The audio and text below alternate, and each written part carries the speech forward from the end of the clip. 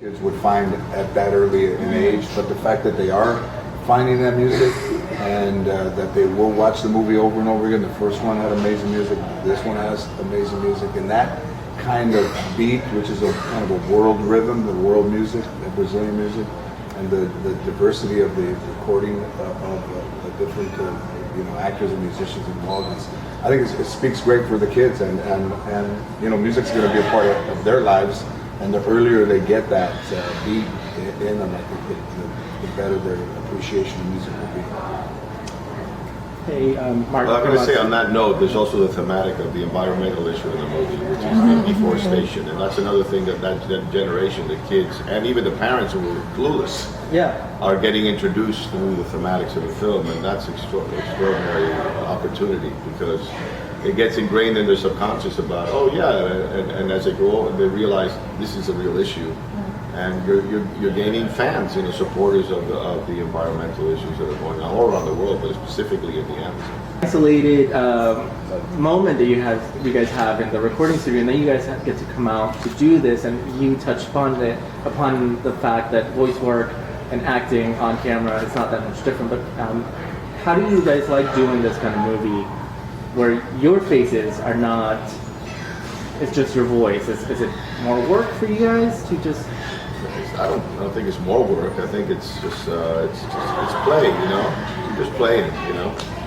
Your process as an actor is the same. You're trying to get into the character, embody his character, and have it live truthfully with this imaginary world that he's created, and have an organic experience, and keep in mind the tone and the genre you're in to see if you can help elevate the humor in it, or the emotion in the case of self-enhance, our relationship. It's a real true relationship. It's only going to resonate to anybody, a viewer, if they sense it when you have the scene that they saw that we had a genuine experience. Yeah.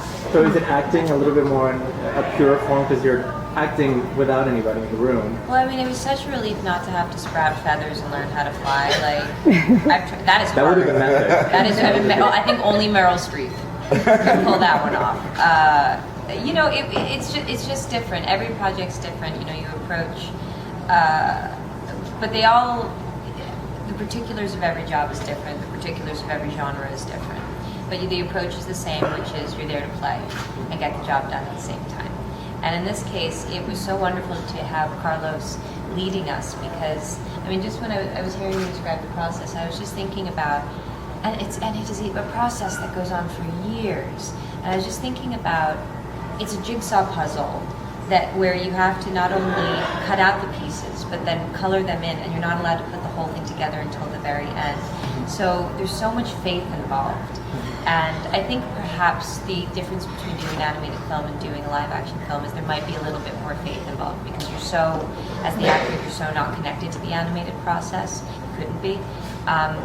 But then also there's a great reward in that, which is when you finally get to see the film, it's a discovery for you as well. So you actually get to discover it as an audience member without the baggage of whatever the making of was like, Anyone else have anything? Yeah, well, just Blanca with me coming out, but also covering for Check Out La Movie. And so what was your funnest experience? Because, we talked about the challenges of, doing behind, just this type of animation. But what was the funnest experience for you doing the movie? I think for me, the most fun part was also the scariest, which was getting to sing a little bit of a Janelle Monae song. Because Janelle has, the only way I can describe it is that is a gift that comes directly from God.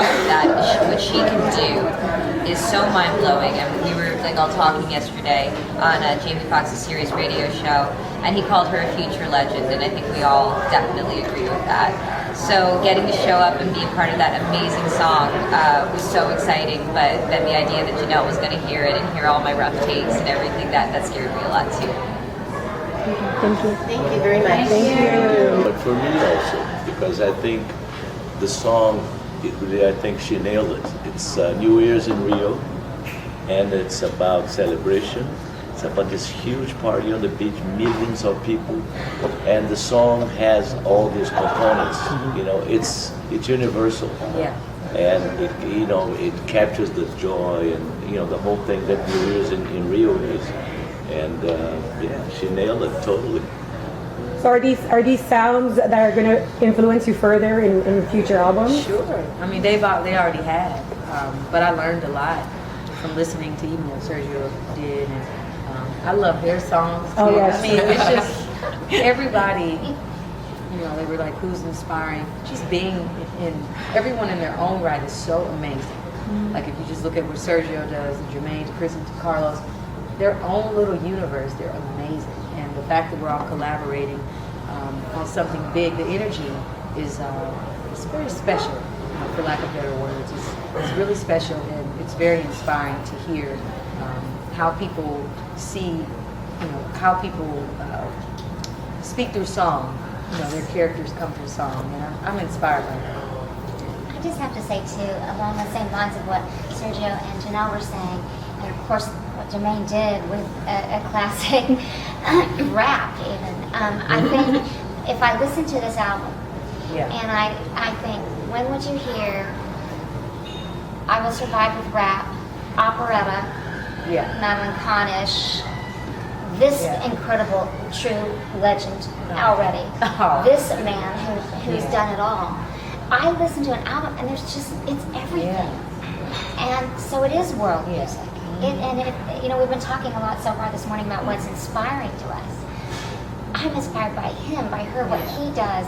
It's what you brought out in the movie. So I don't know of an album that has all of that on it, honestly. And it's cohesive. It makes sense. It does. You want some good music on the movie because kids watch the movies over and over 20, 30, 40 times.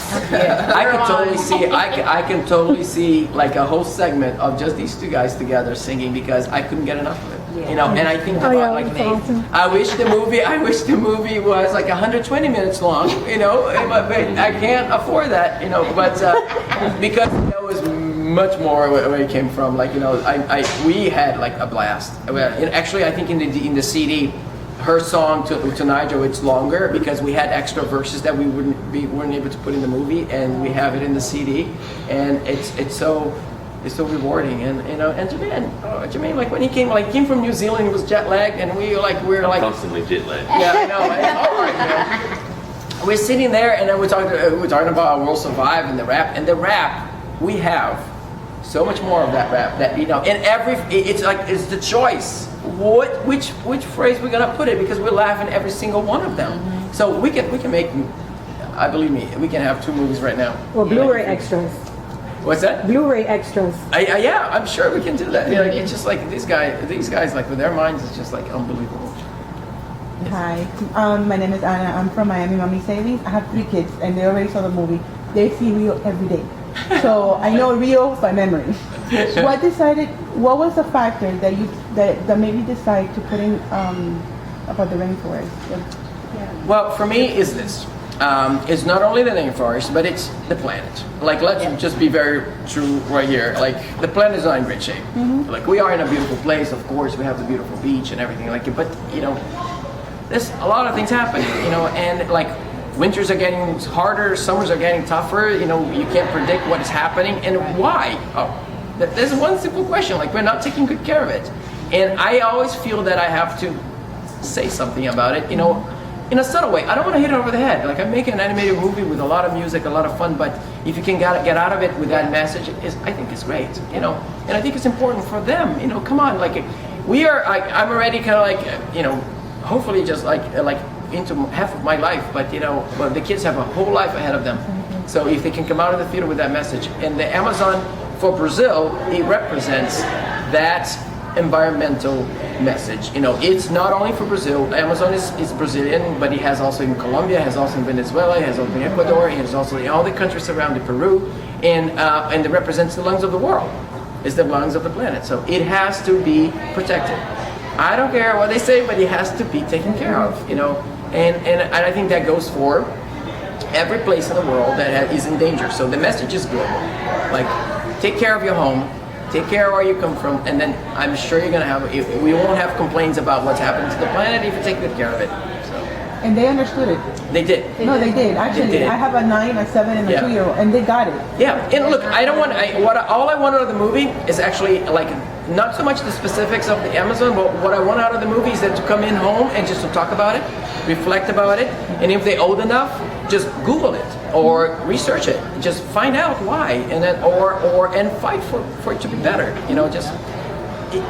I believe that you don't have to make big changes. You go one thing at a time, one thing at a time. And fortunately, I have a very powerful device, which is animated movies that reach out millions and millions of kids, not only in America but all over the world. So if I can give a seed of a message there, I think I'm doing my share of work, and beyond my personal life.